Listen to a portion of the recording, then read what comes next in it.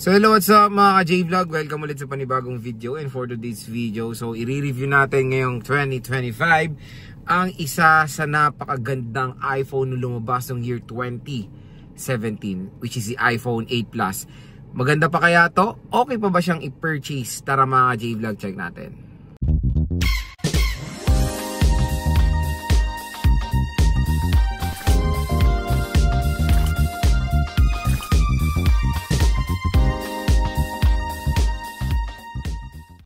So yan, shout out sa mga nakanood ng game test natin sa iPhone 8 Plus. So pasensya na, medyo nalilate yung upload natin. Nauna ko pa nga i-upload yung game test compared sa pagbili, pero i-upload ko rin naman yan. Pero ang topic nga natin for today is the iPhone 8 Plus. Lalo-lalo na ngayon 2025 mga J-Vlog, is sobrang mura na lang nitong device na to. Kukonsider na natin siyang entry level segment. Entry level na kasi yung price ng iPhone 8 Plus. At sa baba tayo bibili ng mga legit iPhones, wala na iba kundi sa nire-recommend nating shop ang CMB Gadgets, Stall XA07, and of course Kaniel Telecom, 3rd floor V-Mall, Green Hills, San Juan City. So yung shop nila nasa ano yan, matatagpuan nyo naman yung link niya sa description box kung meron kayong mga inquiries about sa mga units ng CMB Gadgets and of course Kaniel Telecom. So yung iPhone 8 Plus kasi mga J-Vlog ngayong early 2025 ay magandang balita. Grabe po ang price drop niya. Again, for the 64GB yun, tapos 128GB, there's a possibility na range niya is 8 to 9,000 pesos. Kung konti lang difference ng iPhone 8 Plus na 64 and 256, pero expect nyo yung 8 Plus ngayon is below ano na lang siya, below 10,000 pesos lang. Again, yung 8 Plus is wala na po siyang OS update or iOS support. Hanggang iOS 16 na lang po itong device na to. Pero don't worry, iOS 16 is very relevant pa naman yan sa market. We can play a lot of games pa rin dito na mga modern, tulad na lang ng ML, COD, even Genshin Impact na try na rin natin dito sa iPhone 8 Plus yung mga certain games na yan. Tapos ang utak kasi neto is the Apple A11 Bionic chip, and hindi ko kasi siya na-game test dito sa 8 Plus kasi 64GB na lang yung Genshin. Na-game test ko siya sa same chipset, which is the iPhone 10 na Apple A11. So yung iPhone 10 ngayon is again napakahirap na naman maghanap sa Green Hills ng iPhone 10. Sobrang benta niyan nung dinag natin yan ng January 2025. Ang daming stock ni Mayet niyan, bigla pong naubos.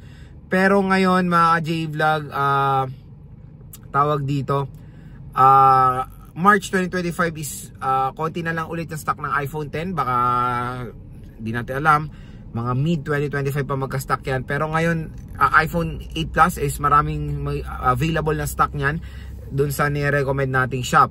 So yun nga, ang chipset nito is the Apple A11 Bionic chip na napakaganda pa rin ng chipset na yan, to be honest. Nagulat din ako sa performance ng 8 Plus nung giname test natin. Maganda pa rin siya sa ML, COD, nakakalaro pa rin tayo ng Firelight. Ang pangit lang, ang hindi ko lang masyado sigurong comfortable gamitin sa 8 Plus is of course yung aspect ratio niya. Medyo maliit yung display niya for gaming for me. Lalo, okay naman yung form factor, malaki. Pero yung screen maliit kasi, for example, yun nga, nag-ML kayo, di ba, tumatakbo kayo or sa COD. Pag nalagpas yung finger nyo dun sa screen tapos napunta sa bezel, nawawala yung focus sa paglalaro kasi na disconnect kayo dun sa joystick, di ba? So again, yung form factor lang naman ng ano niya for gaming. Pero kung mobile gamer kayo, madali rin naman mag-adjust. Hindi naman kasi ako mobile gamer. Pero when it comes sa performance wise ng chipset, Apple A11 is still napakalakas pa rin ng device ng chipset na yan. Matatagpuan natin ng Apple A11 sa iPhone 8, 8 Plus and iPhone 10. Same lang po sila ng chipset at lahat po sila ay nawala sa iOS update nung year 2022. Hanggang iOS 16 na lang po itong mga device na to, which is Matic. Biruin nyo, 2022 to nawala ng update. Pero 3 years na, magti 3 years na. Pero nagagamit pa rin natin ng iOS 16. Na-update pa rin natin to sa mga applications niya. We can download latest applications pa naman. Kaya matik itong iPhone 8 Plus. Matagal pa naman to magiging relevant sa sa market, kumbaga. Kung naghanap kayo ng isang iPhone na which is affordable, na still yung chipset ay pang malakasan pa rin. Matic yung chipset ng Apple A11 is kaya pa rin makipagsabayan even sa mga bagong labas na entry level smartphones today.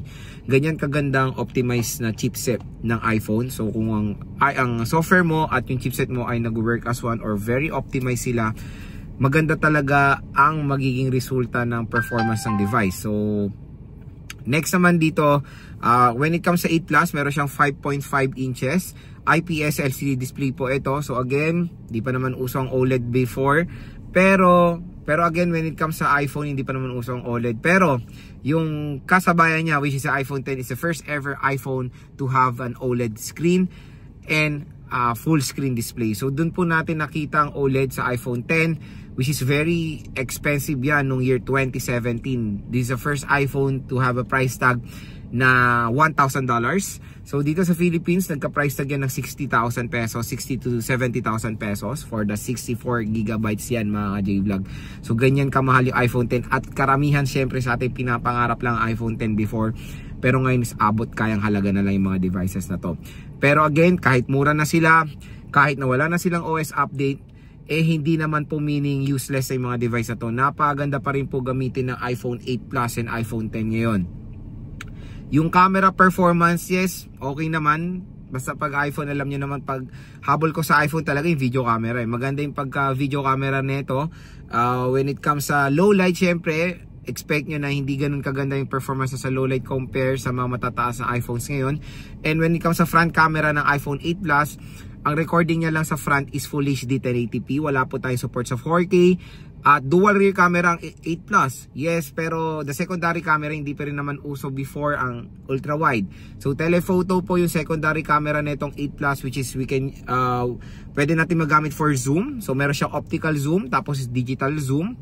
And syempre, kung nami-miss nyo yung old school design ng iPhone 8 Plus na may bezel, may Touch ID, ito na siguro yung pinaka last iPhone na pwede kong ma-recommend sa inyo when it comes sa ganyang version, kasi ito na rin yung last iPhone na merong ganyang design, which is ito yung pinaka magandang magamit ngayon na ganyan yung design, kasi yung 7 Plus hanggang iOS 15 na lang yon. Etong 8 Plus kasi ang maganda rin sa likod nito is glass po ito, hindi siya aluminum frame compare sa 7 Plus. So glass body na support, so glass back design na support ang Qi power.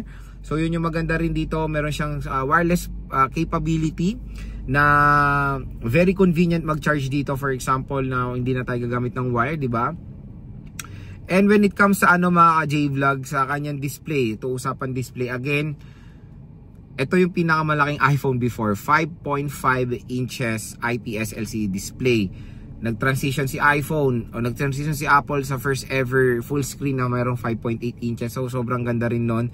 Pero grabe nung lumabas ang Plus versions nung year 2014, naging game changer yan kasi ang laki ng display, 5.5 inches. Malaki yung display na yan dati, 5.5, tapos hindi lang doon nagtatapos kasi ang lalaki ng bezel niya. So mas pinalaki pa siya, kumbaga okay na okay siya. Very comfortable naman din hawakan ng 8 Plus, very slim. Kaya nakakatuwa talaga na sobrang mura na lang ng device na to ngayon sa market. So ito yung nabili nating iPhone 8 Plus sa Green Hills. Tingnan nyo naman kung gaano kaganda pa yung condition ng device na to. Makinis pa siya mga ka-J-Vlog. And syempre nabili natin to sa ating trusted seller sa Green Hills, si Ate Annette sa ZMB Cellphone Accessories. At kay Ate Mayet, available din naman to sa CMB Gadgets. So si iPhone 8 Plus is kumbaga glass na siya. Compare sa 7 Plus na aluminum body pa rin yan. 7000 series aluminum. Pero dito is glass na, which is capable na to ng wireless charging. Ito rin yung favorite iPhone ko noon Ito yung nagustuhan kong iPhone kasi parang pinarinig na nila to sa iPhone 7 na magiging glass na next year. Kasi kung mapapansin niyo yung iPhone 7 na jet black, na parang glass yun. Akala ko nga mayroong glass edition ng 7 before yung 7 Plus, pero hindi pala. Para siyang, ewan ko kung plastic yun kasi sobrang bilis magasgasan. Hindi ko alam kung anong material yun. I think polycarbonate yun. Pero yun, kina next year ay naging glass na, which is ito yung napagandang ginawang move ni Apple when it comes sa ganitong design ng smartphone. Glass back design at meron ng wireless charging capability. So syempre ito ay merong water resistant, ingress protection 67. Pero i-advise ko sa mga ganitong lumang devices na mag-8 years na, Syempre, wag na nating i-test ito ilublob sa tubig dahil minsan na-expired yung yung kanilang gasket. So, na-expired kasi yung mga nila yung gasket nila. And ito is meron dual rear camera system. Meron siyang telephoto lens and main camera. At syempre, tinanong din natin doon sa ating trusted seller sa Green Hills, wala raw any palit dito. Even the battery still nasa pa rin siya. Original battery pa rin. Tingnan nyo naman, napakakinis. Meron tayo ditong power button and yung SIM tray. Sa left side is yung kanyang ring and silent toggle and volume rocker. Sa baba naman is meron tayong speaker grills, lightning port, and of course yung microphone. Syempre, ito yung nakakamiss sa iPhone. Syempre, ito yung nakakamiss sa mga iPhones is of course yung kanyang napakalaking bezel. So, meron siyang 5.5 inches IPS LCD display. Kung namimiss yung ganitong design ng iPhone, maganda rin i-recommend ng iPhone 8 Plus. At syempre, meron siyang Touch ID.